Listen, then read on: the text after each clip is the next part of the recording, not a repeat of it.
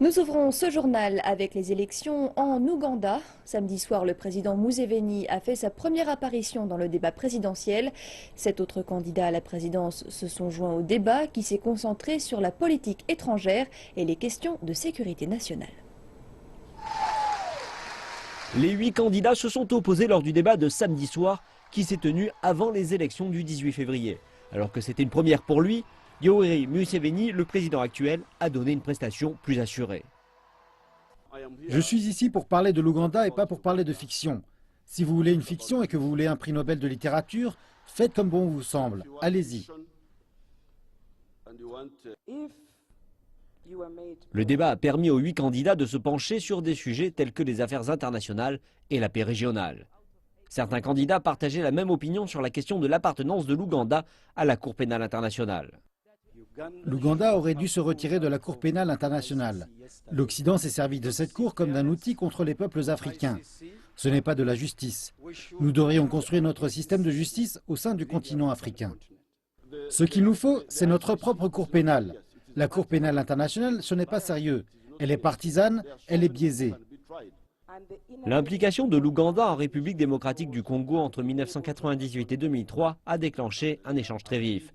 Le président Museveni et son opposant principal, Kizza Besigye, chef du groupe d'opposition, le Forum pour le changement démocratique, se sont affrontés sans faire de compromis. Lorsque nous sommes allés au Congo, nous y sommes allés sans qu'il y ait de consensus politique dans notre pays. Mais notre mission au Congo était très discutable et n'était pas entièrement destinée à résoudre les problèmes de l'Ouganda ou à bénéficier à notre pays. Et comme vous le savez, un jugement de la Cour pénale internationale pend au-dessus de nos têtes. Elle nous demande de payer 10 milliards de dollars qui vont peser sur nos épaules. Je réprouve ce que Kizza Besigye vient de dire. C'est faux. Nous sommes intervenus au Congo pour nous défendre nous-mêmes. Le Congo a accueilli des ennemis de l'Ouganda depuis longtemps. L'ensemble de Rwandozi est en paix et Besigye veut aller là-bas pour y faire campagne. Mais le plus important, c'est que personne ne peut jouer avec les sécurités de l'Ouganda tant que je suis président du pays. Le débat a peut-être été un moment décisif dans la dernière ligne droite de la campagne présidentielle. Les électeurs ont pu percevoir les différences de position des candidats en termes de sécurité, de questions régionales et de commerce international. Toutefois, nombreux sont ceux qui pensent que les questions sociales auraient dû se trouver en tête de l'ordre du jour.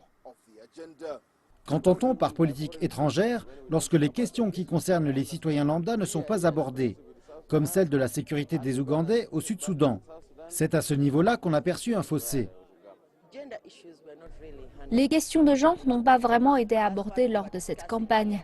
Ce sont des sujets sur lesquels nous avons débattu, mais il me semble qu'il y a encore de la place pour progresser. Les Ougandais prendront le chemin des urnes jeudi. Et alors que les candidats à l'élection semblent avoir fait leur déclaration finale, les électeurs pourraient quant à eux avoir besoin d'encore quelques jours pour se décider.